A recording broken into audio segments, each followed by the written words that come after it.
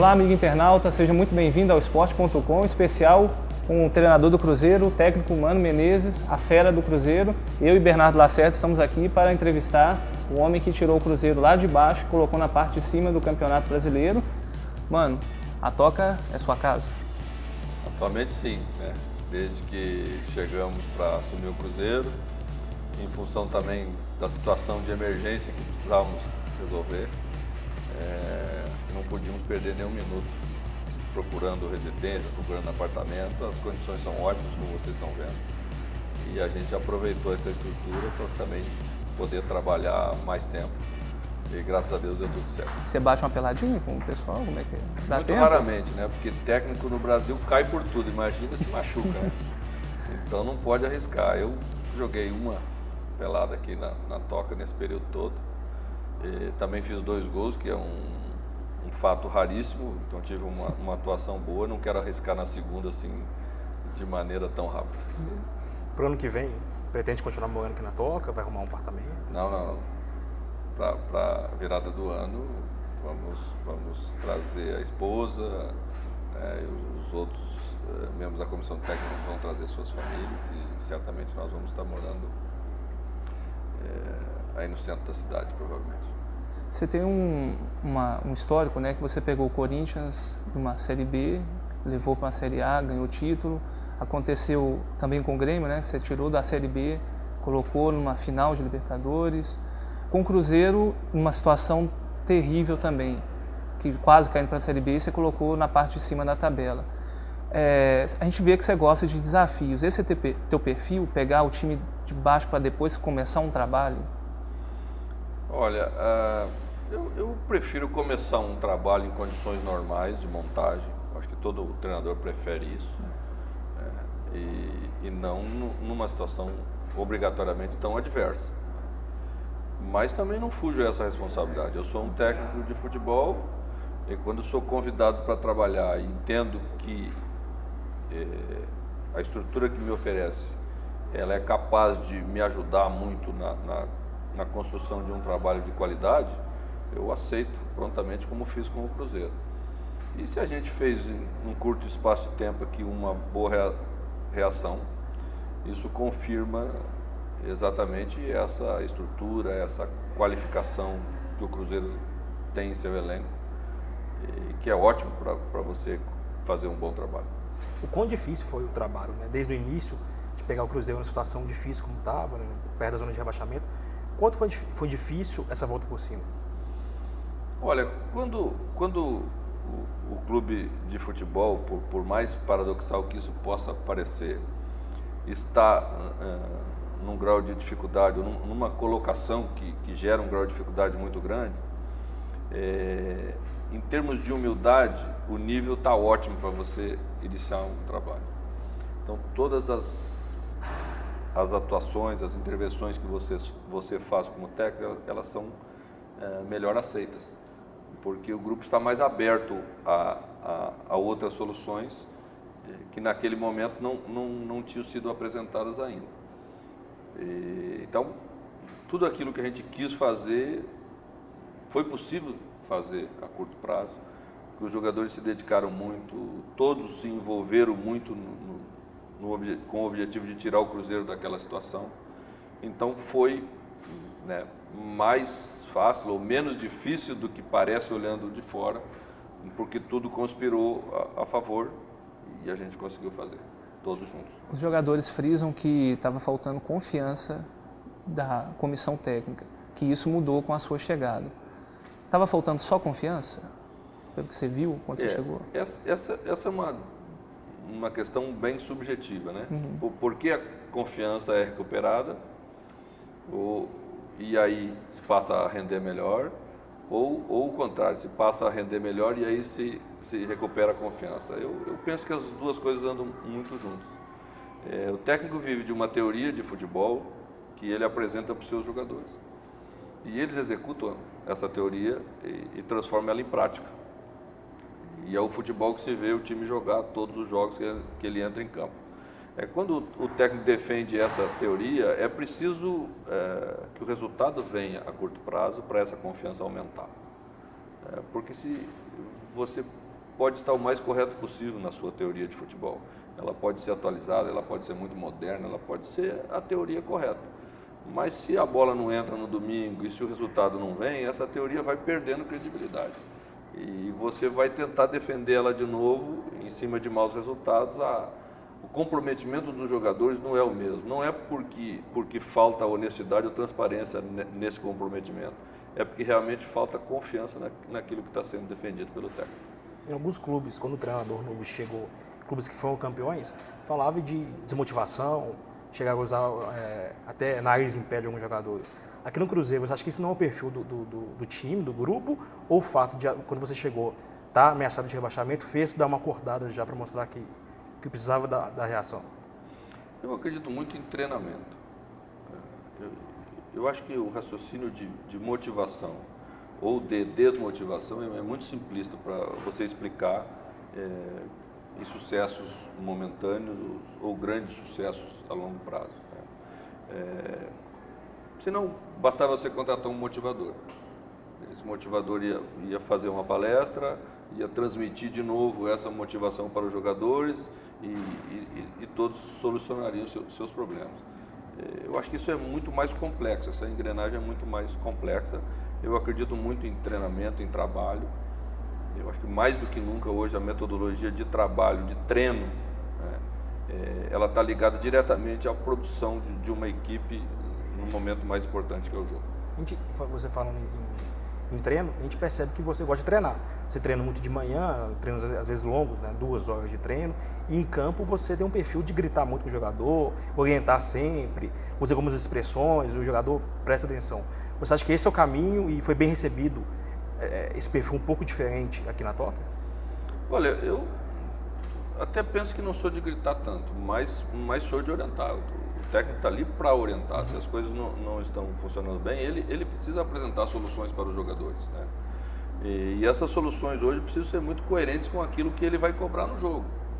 Então essa relação treino-jogo, hoje ela está muito próxima, né? E me parece que é isso que nós precisamos evoluir bastante no Brasil. Estamos já muito conscientes disso, estou falando em relação aos técnicos, tanto que todos estão buscando novos conhecimentos. E os jogadores estão muito sedentos disso, né? E quando eles sentem que aquilo que o técnico está falando no treinamento é coerente, tem lógica com aquilo que nós precisamos fazer no domingo, aí sim as coisas funcionam melhor. Você acha que a conversa hoje no futebol ela é essencial até que ponto, um nível percentual assim? Que a gente vê, por exemplo, às vezes havia essa imagem que o técnico gaúcho, por assim dizer, era mais carrancudo, aquele negócio. Você acha que isso se perdeu com o tempo, que a gente vê tantos treinadores como você, o Tite, tendo sucesso nessa situação? Existem conversas e conversas, né? Nós, ao longo da nossa história, vimos muitas conversas sendo usadas para contar história, né? E até durante um bom período elas funcionaram bem. E em determinados clubes e em determinadas situações também funcionam bem, né? Você alegra mais o ambiente, você descontrai mais e faz com que os jogadores, ao se descontrair, diminuam um pouco a pressão interna e passam a render mais. Existe a outra conversa com conteúdo, né, mais didático, que eu acho que essa sim precisa ser intensificada mais, ela precisa ser repetida mais. O jogador quer as soluções dos problemas, né? E cabe ao técnico ir buscar as soluções e apresentar a eles para que possam executar bem. O fato de treinar mais ou treinar pela manhã, por exemplo, tem relação com a própria alimentação dos jogadores. O jogador de futebol, ao ter folga pela manhã, ele quase nunca toma café da manhã. E alguns deles não almoçam, porque dormem até tarde. Então só fazem um lanche no início da tarde para fazer um treinamento. Então lá se foram 2 refeições importantes dele. Ao fazer o treino na parte da manhã, mais vezes, nós do clube, pela estrutura que temos, oferecemos um café da manhã com qualidade. E quando termina o treino da manhã, trazemos todos os jogadores para almoçarem aqui, antes de sair. Então, você vê que vai tendo ganhos paralelos importantes, porque é importante treino, recuperação e alimentação para um atleta. Esse trinômio é muito importante. Você disse que acredita no trabalho, Mas foi preciso fazer mais alguma coisa, um trabalho diferente psicológico, alguma coisa de motivação, ou para tentar diminuir um pouco a pressão em cima dos jogadores quando você chegou? Não, a gente só treinou. Eu acho que o trabalho psicológico ele é feito paralelamente em todas as ações, né? Você vai aumentando a confiança à medida em que o jogador vai executando bem e você vai reforçando fatores positivos. Então, não é necessário na última hora você tentar fazer alguma coisa tão diferente do que você faz nesse dia a dia. Muitos treinadores, eles vão para a Europa, né, às vezes usa-se a expressão se reciclar, né, aprender, ter novos aprendizados e trazer coisas boas para o Brasil. Você passou um período nesse ano, né, que você não quis treinar nenhum time assim do nada. O quanto você aprendeu fora que está podendo implantar no Cruzeiro e o porquê de ter escolhido o Cruzeiro, se você, por exemplo, poderia ter a opção de passar o ano todo sem querer treinar alguém, já que você recebeu propostas durante o ano? Bom, no primeiro semestre havia uma possibilidade de eu ir a Portugal no mês de maio, quando foi realizado o nível 4 da UEFA Pro. Eu já estava há bastante tempo querendo cursar o nível 4, fui convidado pela Federação Portuguesa e não queria perder essa oportunidade de fazê-lo. E para isso não ia poder estar trabalhando, porque o curso teve uma duração de 45 dias. A formação portuguesa ela é muito boa, ela tem a padronização europeia, que a UEFA impôs a todos os seus filiados, mas a portuguesa em si tem se destacado, né? Tanto que a formação dos técnicos portugueses tem sido reconhecida no mundo todo. No ano passado, por exemplo, nós tivemos 5 técnicos portugueses campeões de ligas importantes. Uma delas, inclusive, na América, que foi no México. Então, a confirmação na prática de que o trabalho que eles estão fazendo é bom e eu fiz questão de ir lá para aprender com eles. O conteúdo é extremamente completo, né? Você tem curso de gestão, você tem aulas de gestão, você tem aula de metodologia de treinamento, você tem aula de psicologia do esporte, né? Tem aula de arbitragem, de regra de jogo, de tudo que você imagina que envolve o futebol, e isso te dá um ganho maior. E o principal de tudo que é aquilo que falei antes, né? Montar uma metodologia de treinamento capaz de relacionar tudo aquilo que você quer que faça no jogo, na sua semana de trabalho. O que os europeus fizeram foi pegar o futebol como um todo e dividir em frações, né? E estudar por fração cada movimento, o que deve ser feito. Então você trabalha com uma especificidade maior, né? Isso te dá uma intensidade muito grande, mas todo o treinamento na sua parte final une as partes que você trabalhou individualmente por fração. Uma coisa que a gente não fazia muito isso no Brasil. Erradamente, nós pensávamos que o jogador tinha a capacidade de ele próprio fazer essa união na hora do jogo. E o que se via não era isso. Então nós descobrimos, estudando lá, e eles mostraram isso pra gente, que em cada treinamento você pode trabalhar frações, mas quando chegar no final do treinamento você tem que unir as suas frações para que o jogador entenda, né, o que realmente ele precisa fazer como um todo no jogo de futebol. E a escolha do Cruzeiro foi porque eu entendia naquele momento que era o lugar ideal para poder fazer um bom trabalho. Eu acho que todo técnico é isso. Você já usou algumas coisas que você aprendeu nesses cursos aqui, né? Algumas coisas diferentes. Tem mais coisa para usar ainda? Ano que vem, com mais tempo, você acha que pode implementar mais coisas? Como é que é? Esse é um caminho sem volta, né? Você começa a trilhar e você só vai intensificando cada vez mais.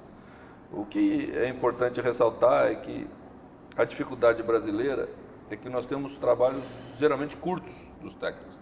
Então você não consegue trabalhar tudo porque, em termos de tempo, é impossível você trabalhar, né?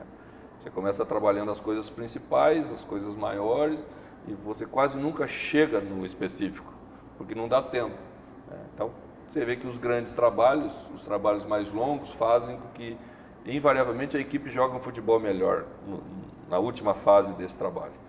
Por quê? Porque foi possível você trabalhar mais coisas ao longo do tempo, foi possível você escolher melhor os jogadores, porque você não precisou fazer as últimas contratações em quantidade, você pôde fazer ela mais pontual, baseado num trabalho de 2, 3 anos no mesmo lugar.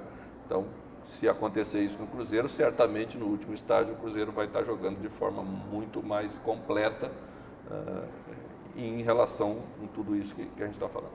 Essa questão que você citou da cultura do futebol brasileiro mesmo, né? De sempre querer um resultado na hora, em vez de pensar uma coisa a médio, a longo prazo e tudo mais. Para 2016, pensando, por exemplo, a nível de... A gente já vê, por exemplo, o Corinthians como um time favorito a talvez o Brasileiro e Libertadores do ano que vem. Em questão do Brasileiro, por exemplo, o que o Cruzeiro pode fazer a curto prazo para tentar estar no encalço do Corinthians e pensando a longo prazo? É preciso um tempo mesmo para você, por exemplo, tomar 2016 para continuar reestruturando o Cruzeiro e de repente para 2017 buscar algo maior? Primeiro, o Cruzeiro como clube precisa ter uma ideia do que ele quer fazer com o seu futebol. Eu acho que os clubes brasileiros carecem de uma filosofia que deve ser implantada e cultivada continuamente, independentemente do técnico. Não pode ser dado ao técnico o direito de escolher a filosofia do Cruzeiro jogar. O Cruzeiro tem que ter uma filosofia e quando ele for contratar um técnico, ele precisa contratar um técnico que tenha relação coerente com essa filosofia. A ordem é um pouco contrária do que geralmente a gente faz, né? Em termos de aproveitamento, por exemplo, na reta final deste campeonato, nós estamos produzindo muito parecido com os primeiros colocados do campeonato, né? Então, você vê que no aproveitamento, você pode já chegar próximo dos primeiros, é só organizadamente ter essa continuidade, buscar melhora contínua, que você nunca pode parar, né? Então, no ano que vem já pode fazer um campeonato brasileiro muito melhor do que conseguiu fazer esse no seu total, sem tantos sobressaltos, em função disso, troca de treinadores, foram 2, né? E isso tem certamente uma influência muito grande com a produção da equipe como um todo. Se estivesse bem, não teria trocado. Então, nesse aspecto, eu acho que é possível já, no Brasil, ambicionar coisas maiores já na próxima temporada. O Cruzeiro saiu de um bicampeonato, né, e quando estava na metade do Brasileirão de 2015, estava jogando para não ser rebaixado. Então o inverso também é verdadeiro. Você sai dessa situação para o ano seguinte de novo com chances de brigar pelo título. Basta manter, né, uma boa organização, fazer um bom planejamento, que é o que nós estamos tentando fazer juntos, todos juntos, para o ano seguinte. No seu começo de trabalho aqui, você teve o calendário um pouco a favor, porque a maioria teve pouco jogo no meio de semana, né? Teve uma semana para treinar. Você acha que isso foi determinante para o bom trabalho? E ano que vem já tem mais uma competição, né? A Sul-Minas que vai ter agora no primeiro semestre. Vai dificultar um pouquinho mais o trabalho, o tempo para treinar? Você acha que vai perder isso também? Foi benéfico para a gente o fato de podermos ter semanas cheias de treinamento na sua grande maioria. E isso fez com que a equipe pudesse, a curto prazo, oferecer um futebol melhor, não tenha dúvida disso. O ano que vem é outra história, teremos uma pré-temporada, teremos outra situação de trabalho. Vai ser igual para quase todos, né? Vamos esperar essa questão das Sul-Minas, as suas definições finais, né?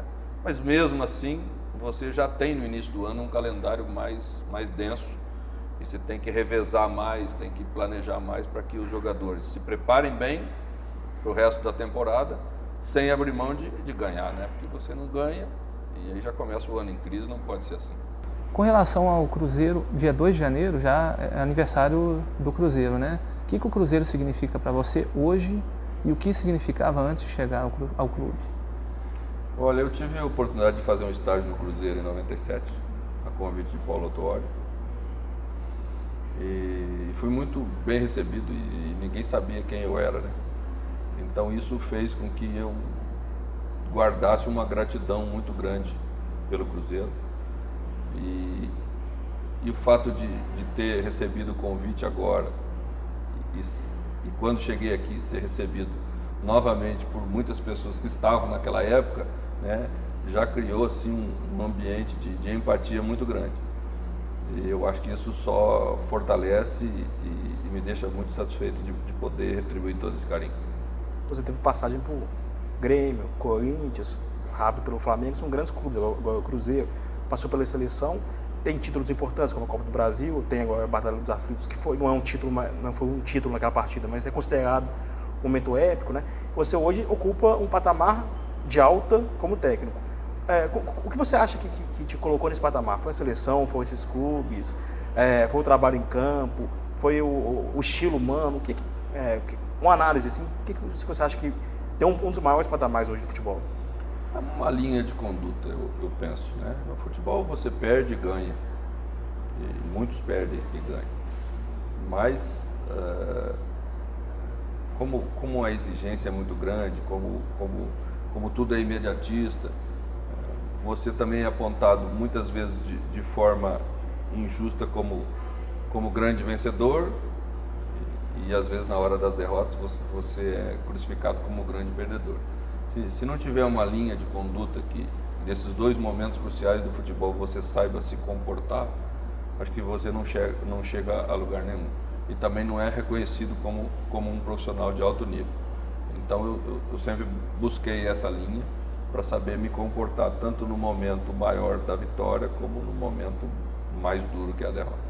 Ainda nessa linha, você vê o Cruzeiro como o time que pode te dar um campeonato brasileiro, uma Libertadores? Claro que sim, claro que sim. Eu acho que essas questões são questões muito de momento, né, na carreira de cada profissional. Às vezes você vê o profissional batalhar a vida inteira atrás de um título mais significativo dentro do país e não conseguir, e depois num outro momento as coisas se conspiram, né, convergem para que tudo dê certo. É por isso que eu acho que a gente tem que ter essa linha, né? Eu acho que recentemente a gente viu isso com o Levi e nós técnicos ficamos muito contentes ao ver isso, porque já era um profissional extremamente respeitado, né? Ele volta para o seu país no primeiro ano ou no segundo ano e tem duas conquistas significativas. Eu acho que isso é muito importante. Quando você chegou aqui no Cruzeiro, e a pressão era grande, né? Alguns torcedores aprovaram, outros não, o que é normal no futebol. Ano que vem, com essa arrancada, provavelmente a pressão no ano que vem vai ser diferente, né? Vai ser uma expectativa diferente. Já não é mais o Cruzeiro brigando contra o rebaixamento, é o Cruzeiro brigando na parte de cima. Isso muda um pouco o trabalho, muda a pressão, muda o planejamento, ou é repetir o que foi feito nessa arrancada final? Os objetivos podem ser diferentes, mas o comportamento deve ser o mesmo. Da mesma forma como nós tivemos força e capacidade para sair da situação que a gente estava, se a gente usar a mesma força e a mesma capacidade para sair do zero e ambicionar as primeiras colocações, nós vamos ter o mesmo tipo de desempenho com resultados finais diferentes. E em relação ao planejamento, não tem como não perguntar, fugir muito dessa pergunta, assim, o Cruzeiro vai ter que ir muito ao mercado, manter uma estrutura, o time deu resposta, né? A forma de jogar encaixou com os jogadores, a resposta foi dada nos resultados. Buscar muitos reforços, buscar reforços pontuais, mas bem observados. Como é que é o trabalho do técnico a partir do final do Brasileiro? Eu penso que essas questões de planejamento são questões internas, estratégicas, você não pode abordar publicamente por questões óbvias, né? Não é possível.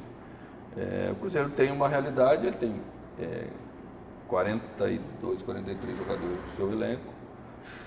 Eu penso que é um número muito alto e já disse isso publicamente, os jogadores sabem disso, a direção sabe disso.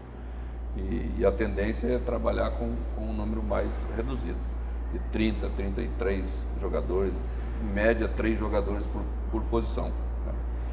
Dessas aí, um percentual dos jogadores serão jogadores da categoria de base do Cruzeiro, porque eu acredito que esse deve ser o caminho, senão não tem sentido nenhum você trabalhar na base e formar jogadores. E os outros serão jogadores que estão no elenco com contratações pontuais que qualifiquem sempre, né, e que solucionem algumas carências de posição, né, para tornar o elenco bem equilibrado. Te agrada ter tantos velocistas no time? Olha, o futebol tem muito a ver com velocidade hoje, né? Mas uma equipe vencedora não pode só correr. Tem que saber equilibrar os momentos de correr e os momentos de trabalhar a posse de bola. Existe a necessidade de jogadores que pensem e cadenciem esse ritmo, tomam a iniciativa de controlar essa tomada de decisão. São jogadores estratégicos, difíceis de achar. Todas as equipes querem encontrar esses jogadores e às vezes você não tem. Então, montar uma equipe passa por isso. Você ter variações capazes de te dar para momentos diferentes e estratégias diferentes. O Cruzeiro tem jogadores jovens, né, que tem aparecido o Marcos Vinícius, o Alano, e tem jogadores bem experientes que são importantes. O Fábio agora renovou o contrato, tem o Ceará, que é um jogador que o grupo gosta muito, já conhece bem o Cruzeiro, tem o Júlio Batista, que é um jogador experiente. É importante manter essa mescla de juventude e experiência para o próximo ano, apostar mais na juventude. Um dos conceitos de montagem de grupo é você achar um equilíbrio nisso também. Os jovens são muito corajosos, são muito fortes, são muito tudo, mas às vezes, por ter toda essa fortaleza, desconhecem um pouco o perigo iminente que está ali na frente. Às vezes, quase sempre, você precisa ter alguém mais rodado para acalmar um pouco, dizer, olha, não é tanto assim, vamos equilibrar um pouco essa nossa vontade, vamos usar um pouco mais de razão, estrategicamente, equilibrar isso sempre deu o resultado melhor. Deixa um recado então para a torcida do Cruzeiro. Dizer que está sendo muito bom esses 3 meses que eu estou à frente do Cruzeiro. Acho que a maneira como eu via a torcida abraçar a equipe nos ajudou muito a superar o momento de maior dificuldade. E eu espero que no próximo ano a gente esteja preparado para fazê-lo muito mais feliz. Obrigado, mano. Até a próxima, se Deus quiser. Obrigado. Porque eu e Bernardo Lacerda, a gente se despede. Até a próxima.